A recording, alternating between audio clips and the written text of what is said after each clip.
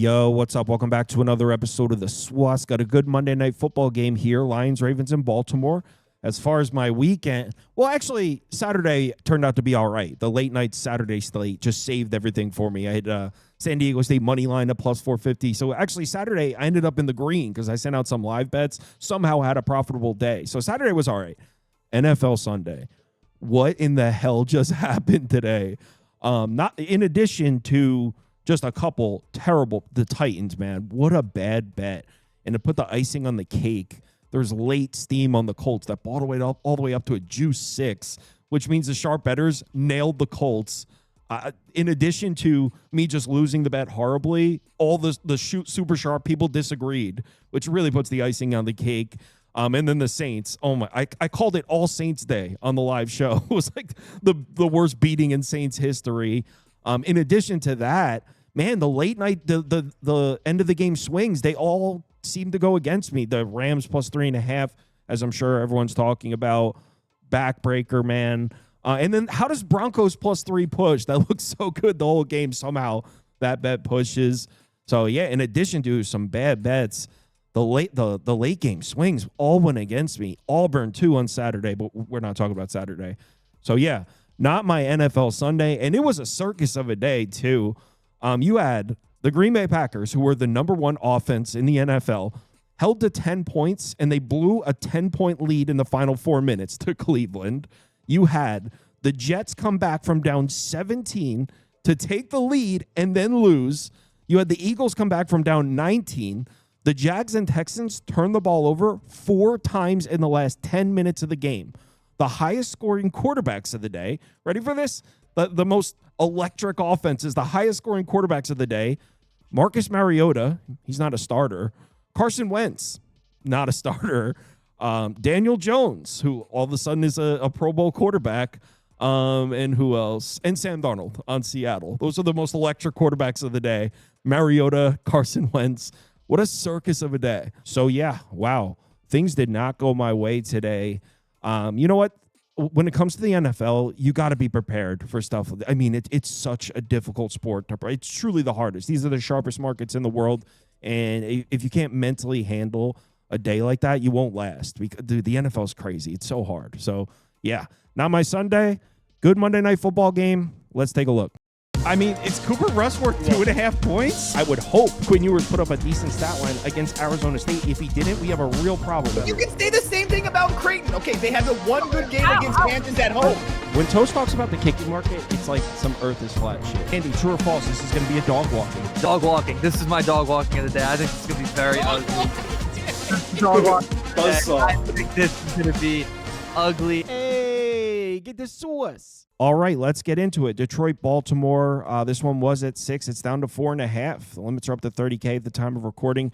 It looks like most of the influential action that has come in on this market has been on the Detroit side, although there are a couple injury updates to the Baltimore side that could have influenced some movement as well. At the time of recording, we're looking at 4.5 pretty much across the board here. All right, Lions, Ravens on Monday Night Football. We saw the lines on Monday Night Football twice last year, and they gave us some fireworks, man. These were awesome games. I don't know if you guys remember these games, but both were just fun start to finish. This Seahawks-Lions game, if you remember, DK Metcalf fumbled, and the Lions scored on it, and Detroit went up 14-0. But from that point on, it was back and forth. This was a much more fun game. It looks like the Lions won comfortably. They really didn't.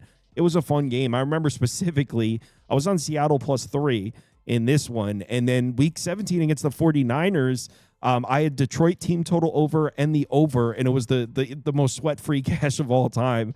Game was back and forth, just an absolute shootout. So both times we saw the lines on Monday Night Football last year, we saw some fireworks.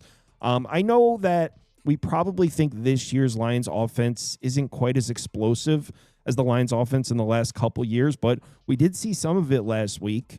They put up 52 points on the Bears, 8.8 yards per play, success rate over 55%, looking like the Lions of old.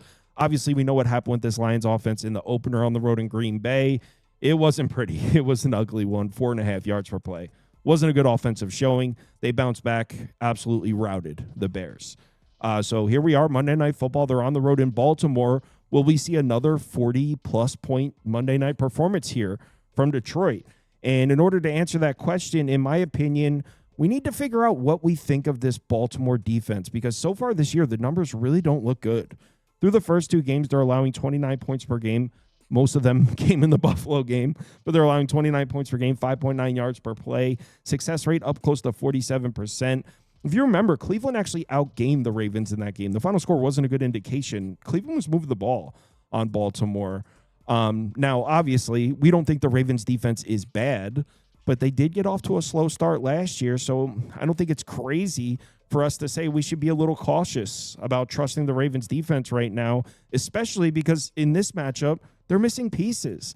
Matabike is in the conversation with Kyle Hamilton and Roquan Smith when you're talking about the most important pieces on that Ravens defense. He's not going to play in this game. That's a huge missing piece for the Ravens. Also, Kyle Van Noy is a solid edge rusher for the Ravens. He's not going to play in this one as well. So there's some holes on this Ravens defensive line. Even though we don't perceive this year's Lions offensive line to be quite as good as the last couple, this may be a game where Detroit's able to generate some push and run the ball. Obviously, having Taylor Decker on the field is important. He's listed as questionable. In my opinion, I think he's going to play.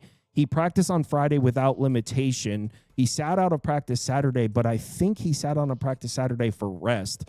Normally, if a player has a chance of not playing, it would be LP, limited practice. From what I'm reading, he was a full participant in Friday's practice. So don't hold me to this, but if I had to guess, I'd say Taylor Decker is probably playing in this game. So maybe this is a game where the Lions can get the run game going. I mean, we saw Cleveland running the ball in Baltimore last week. Now, they were down, and some of these numbers may have came when the Ravens had a double-digit lead and might have been sitting back in coverage. But remember, the final score of that Ravens-Browns game, that is not an indication of how the game went. I had Baltimore minus 11.5, and if you look at the final score, you might be like, oh, sweat-free winner. It wasn't sweat-free at all. Like, I was sweating that game all the way to the fourth quarter. The Ravens ran it up a little bit at the end. Cleveland was able to run the ball in that game, so the missing pieces on the Ravens defensive line, the Lions offense coming into this one with some momentum after absolutely smoking the Bears, maybe Detroit's able to run the ball on this team a little bit. Now, do I trust Jared Goff on the road outdoors? That's a thing with him. Do I trust Jared Goff to throw the ball in this Ravens secondary? Not really, but if the Lions have the run game working, I could see Detroit moving the ball in this game. On the other side, though, this is where, in my opinion, we're looking at a major bounce back for the Ravens offense. I mean, they couldn't run the ball at all last week at Cleveland. Remember, that game was way closer than the score indicated. Last week, at home against the Browns, 2.7 yards per carry. Held to 49 yards rushing. Derrick Henry was not a factor. 22.2% success rate per rush. The Browns' defensive front just took this run game out of the equation. But I got to say, after seeing what Cleveland's defense just did to Green Bay, I mean, we've now seen the Browns' defense play 3 games. They've been lights out in all 3. They played Joe Burrow, Lamar Jackson, and Jordan Love.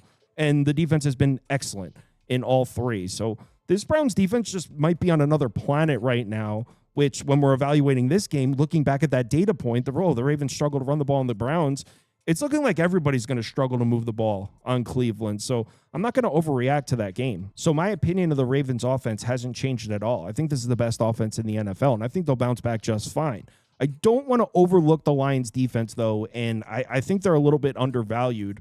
First impressions are huge, right? And we all watched week 1, 4:25 p.m., the game of the week time slot or whatever, on the road in Green Bay. We all watched that first half. Jordan Love did whatever he wanted. The Packers jumped out to a huge early lead, and we all kind of had the same reaction. We were all like, well, Lions defense is terrible this year. First impressions are huge, right? So we all watched that first half. It was terrible. The Lions defense looked bad. What might be slipping under the radar a little bit is since halftime of that game, the Lions have been playing some defense. You look at their year-long numbers, 24 points allowed per game, 6 yards per play. Doesn't look like anything, slightly below average numbers. But you split Jordan Love's numbers up, first half and second half. In the second half of that game, he averaged 3.5 yards per pass attempt and a 72.2 passer rating. The Lions were playing some defense in the second half of that game. Now, the Packers had a comfortable lead, so it wasn't really being talked about, but Green Bay couldn't run the ball. Jordan Love was struggling to throw the ball. The Packers were struggling to move the football in the second half of that game. And in the Bears game, Chicago had 2 long drives there in the fourth quarter. They had almost half of their total yards in the fourth quarter when the Lions were already up 30 points. So again, you look at their season-long numbers, this doesn't tell the whole story. Detroit's actually playing some solid defense, and specifically, they've been really strong against the run. Green Bay wasn't really able to run against the Lions. All they did, Jordan Love connected on some big plays in the first half. That's it.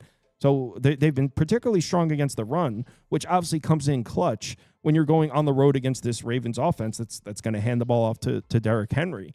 The problem is, just like the Baltimore defensive line, this Lions defensive front is dealing with injuries themselves. Now, the good news is this graphic is kind of scary looking. The good news for the Lions is I believe all the pieces with the questionable designation are going to play. Kirby Joseph, DJ Reed, Jack Campbell, they're all listed as questionable. They've all been participating in practice. So I think all three of those guys are going to play. And McNeil is not new. He's been out. He hasn't played yet this year. So that's not a new injury. The only new injury is Marcus Davenport. But that's a key loss, especially when you're defending the run. And also, Josh Pascal is still not back. He hasn't played yet. And he'd be one of the defensive ends, one of the guys on the edge that would probably be really clutch to have without Marcus Davenport. So the Lions are thin on the defensive line. So if you ask me the question, can the Lions stop the Ravens' rushing attack? I'm going to go with probably not. And there's actually an aspect of this matchup that scares me even more for the Lions defense. This team just cannot seem to generate a pass rush. And this dates back to last year. The second half of last season, they just could not pressure the quarterback. And we kind of chalked it up to injuries, right? Remember, the Lions defense was just crushed with injuries. And we were just like, they're so hurt. They don't have a pass rush right now. And yes, they are still dealing with some injuries this year, but this problem definitely doesn't seem to be solved. And on the road in Baltimore against Lamar Jackson, they might be in a serious situation here. Lamar Jackson with a clean pocket is the most dangerous offensive weapon in the NFL. Not only has he developed as a passer, but when he has time to set his feet and get balanced, he will make the first pass rusher that eventually does get through miss 100% of the time. The times we see Lamar Jackson struggle is when the pass rush is disruptive and they're causing problems before Lamar Jackson even gets his feet set. That's why he tends to have problems with the Browns, the Steelers, teams that have that disruptive pass rush that's on him before he even gets his feet set. That is not the Detroit Lions. When Lamar Jackson takes his 3-step drop or his 5-step drop or whatever and sets his feet, the first guy's missing 100% of the time. The Lions, 3.09. seconds to pressure. That's 30th in the NFL. They have really struggled to generate pressure. And again, this dates back to last year.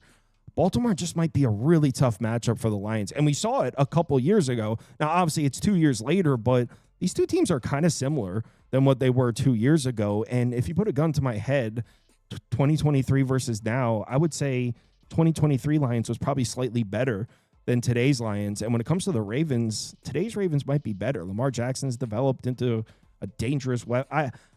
I think the Ravens would be better than the 2023 version, or at least the same, and the Lions might be slightly worse. The final score of that game was 38-6. I believe Baltimore's the best offense in the NFL, and historically, this has been a spot where you can trust the Ravens. I mean, Harbaugh's got an excellent record on primetime. Lamar Jackson in home primetime games, I don't have it written down. I think he's like 11-1 or something. I'll put it on the screen. So Lamar Jackson in home primetime games is like unbeatable. Yeah, there's too many things pointing towards the Ravens. I think the offense is going to go nuts.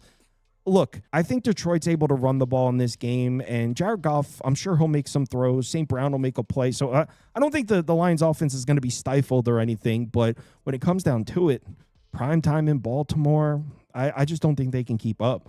So at 4.5, it would only be the Ravens. Give me Baltimore minus 4.5. I haven't betted or anything. I would lean towards the over 53.5 for a Monday night game, though. It's a lot of points, but it would be Baltimore minus 4.5 and the over. Keep in mind, the two times we saw, I know unders in Monday Night Football has been a thing, but the two times we saw the Lions on Monday Night Football, it's like 70 points scored in those games. So, yeah, give me Ravens minus 4.5. Give me the over. I haven't bet either. I'm down, though. I'll bet the Ravens minus 4.5. Whatever. It's Monday Night Football. I'll put a bet down on the game. Yeah, give me Baltimore minus 4.5, over 53.5. Thanks for watching. Live shows at midnight, as always. Spreadsheets for this week. College football will be posted on Monday night. NFL spreadsheets on Tuesday night. So remember, on the homepage of the website, just go to spreadsheets. You'll see them. Forgot to mention that I'm bringing the betting league back. So after this game is over, I'll post the first football betting league of the year. I'm going to do it where I'm going to post it up for a few hours every night, and you could submit bets if you want and accumulate edges throughout the week. That way, if you don't submit any bets throughout the week, that's fine. But then you have to pick at the closing lines. And obviously people that have submitted throughout the week will have the advantage over you. That's the way I'm going to do it. I haven't hammered down the details yet, but after this Monday Night Football game ends, this Ravens-Lions game, I'm going to post it up so you can submit for the following week. I'll let everyone know the details. I'll post it on the website.